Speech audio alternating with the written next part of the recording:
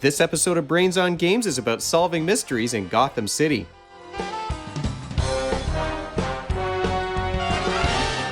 Welcome to Brains on Games. I'm Dr. Brian McDonald. In this episode, we are going to talk about a Gotham City detective game where you don't actually get to play as Batman, but Batman might show up in the shadows as you're hunting for clues to solve some mysteries. It's a game that's based on the detective investigation system, and it's published by Portal. It's a game called, you might hear the pieces rattling around, Everybody Lies. So this is a Batman-themed game. You can see Batman on the cover, but the players will not play as Batman. It's a game for kids age 14 and up. You can play it with 2 to 4 players. I mean, you could play it solo because it is a cooperative problem-solving mystery game, but it's going to be more fun to play it with more than one person, and I'll tell you why that is very soon. It's a game that plays in a couple of hours to 3 hours, depending on the mystery you're trying to solve. Let's take a deeper look at Batman, Everybody Lies. Batman, Everybody Lies is a mystery-solving game, and I'm not going to spoil any of the details here. You're going to see some of the top of the title cards from these different decks. I'm not going to show you any of the cards inside. I won't even show you the other locations that go here, although you might be able to guess some of them. So I'm not going to spoil anything, but it is a game that's not too complicated to play, but the mysteries can be quite complicated. So I'd say light to medium in terms of its complexity, and it does kind of take place in a darker version of Gotham City. So it's not the light, funny Gotham City that you might remember from the 60s TV show or some of the Super Friends comics. It is more dark and gritty, and that's the reason why this one is aimed more at the teenagers than it is at the younger kids.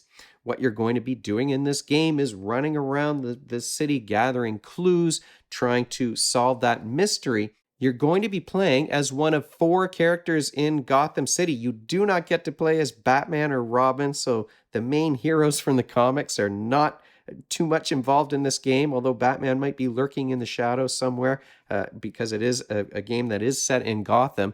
You get to choose to play. There's a couple of reporters. You could be Vicky Vale, who you might remember from the first Tim Burton Batman movie. You can play as Warren Spacey. You can play as Harvey Bullock, who was in the Gotham TV show.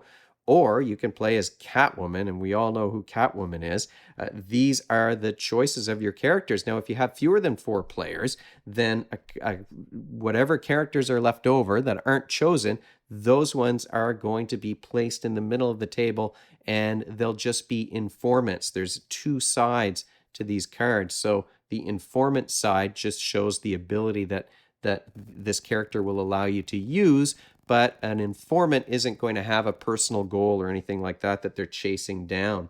You are playing as those characters to solve some mystery. There's 4 different mysteries in the box. There's a prologue, which is an easier one, and 3 more complex scenarios. And each scenario is going to have a different goal, and each of your characters that you're playing as might have a personal goal, a secret goal that they're trying to accomplish as well. I will mention that the game came with this big poster-size map. Well, a small poster, I guess, but a big map here of Gotham City that we didn't really use in the games that we played very much, but it is a nice visualization of Gotham that you can refer to if you'd like to do that. Really, you're going to be playing on this board, and you start the game by opening an envelope.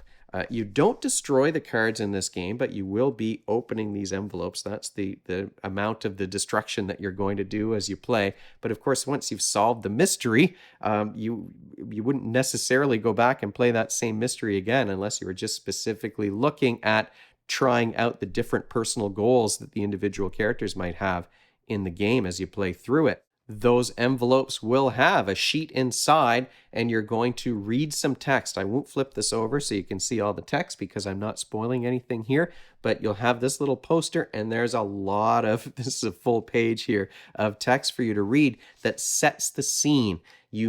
That text might allow you to access some files on a web browser. This is an app-assisted game, and once you've decided that you've solved the mystery, you're going to go onto a website, and it's going to ask you some questions that will represent your report about this, whatever the scenario is that you've tried to solve. It'll ask you multiple choice questions about the general scenario and any personal goals that may have been involved along the way. You've got to answer those questions. That's going to determine your score for the game.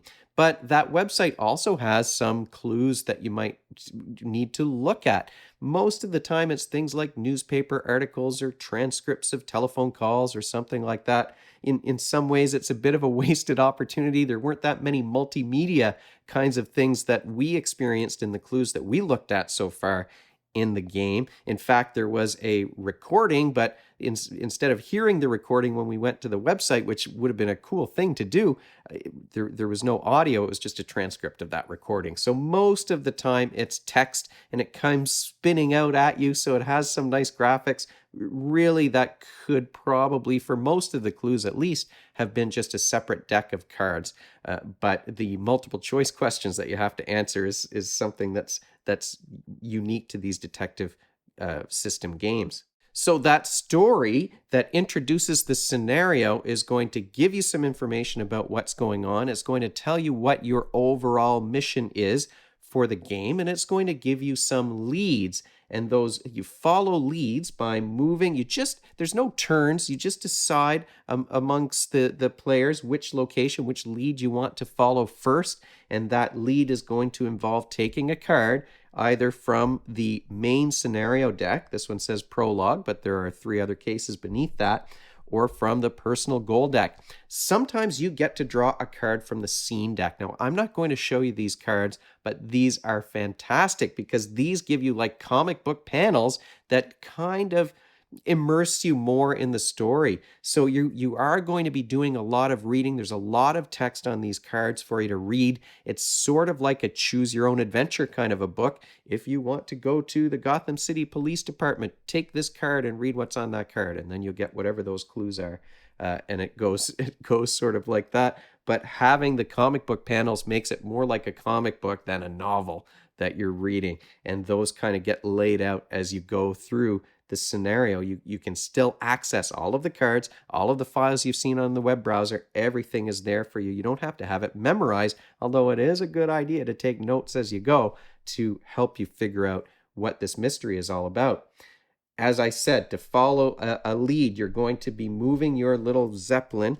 Oh, I lost track of it. You're going to be moving your little Zeppelin around the map. Once you've visited a location, you'll flip it over, and that might introduce a cost or increase the cost to visit that location. Really, the only one of the base locations that has a cost is the Gotham City Police Department. When you flip this one over, it says that you need to turn over a little triangular token that has a police badge on it. This is what it looks like. It's Harvey Bullock who can earn those badges. You do that by turning in a couple of these investigation tokens. Then you get the police badge.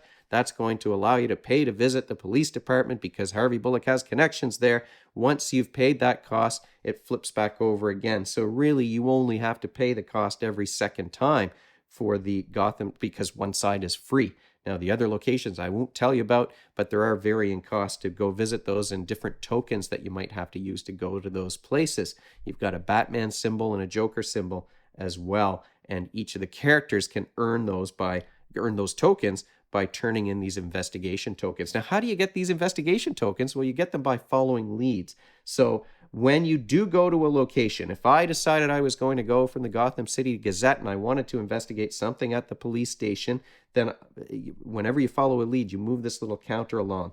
What this counter does is it just tells you how efficient you're being. You're going to get more points for getting the right answer on your mystery in these early yellow or green squares. So if you've only gathered 9 clues and you get the answer right, you're going to get more points than if you keep going all the way down past 14. Now, you can continue past 14. You can get a whole pile of clues if you wanted to, but you're going to get more points on that website when you do your final report if you've been more efficient.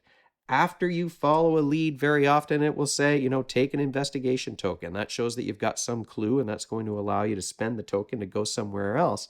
But you do move this forward each time you follow a lead, and then you turn in 2 investigation tokens at a time to get one of those other tokens that will allow you to visit the police station or those other secret locations that I'm not going to tell you about. And that's really the game. There's a few spaces here on the board just to remind you to discuss with the other players what you've learned so far about the mystery, in an effort to kind of remind you that there's a goal here that you're trying to work towards to answer some kind of a question. And then eventually, you're going to decide to go to that web browser, to that website, and answer the questions to show that you've figured it all out. Like I said, it's not a game that requires you to destroy anything. So once I'm done here, if I've decided, I've figured out everything I want to figure out about this mystery, I'm not as interested in the personal goal deck, I can loan this game to a friend because all the pieces are going to be intact as long as the cards are in the right order in these different decks. It's no problem to share this game around. And that is something I like about these kinds of games, is the idea that if they're not destroyed, then you can trade them with your friends. If they have another detective system game, you can trade it with them, and then they can play the Batman one, and you can play a different theme if you really enjoy these games. And that is a question that I have for you this episode. If you are a player of these kinds of mystery detective style games, or of escape room style games, the most similar thing I can think of to this kind of game was the Star Wars Unlocked game that I talked about way back. I think when The Mandalorian first came out, so a long time ago, I talked about that one. But if you like escape room games, if you like these detective games, I'd love to hear what your favorite ones are. What are the themes that you like? There are so many of those unlock and escape room style games that, I wouldn't even know where to begin if I was going to choose one of those. So I'd love to hear your recommendations about that. What skills are you working on when you play a game of Everybody Lies? Well, there is, like I said earlier, there's a lot of reading in this game, so you will get to practice your reading skills. All of these cards in the clue deck and the personal goals deck are double-sided cards with a ton of text on them. So there is some reading there to be done. And then you've got to remember what you've just read, and put multiple cards together, because there's information from one lead that really fits in with information from another. So you're reading, you need to remember what you've read. Note-taking is, I think, a really important skill to use when you're playing a game like this. When my son and I were playing, we would get to that recap stage. He was taking notes on his iPad, and that made it easy for him to highlight things and draw arrows back and forth between certain, whatever he wanted to make sure that he remembered. But we would get to that point where it says recap on the board, and it would be, well, okay, we just heard this person's name. That person's name came up when we were at the newspaper, and maybe there's a link there between those two things. And what about this other location? And that kind of fits with this thing. So there's a lot of memory, but note-taking can reduce that load a little bit. And note-taking is definitely, I think, a good skill for kids to practice. I didn't take any notes. I allowed my son to do all of that, and he's a university student, so he's well versed in note-taking. But the most important skill, really the goal of this game is to deduce the solution to a mystery. So deductive reasoning is something you're doing here too.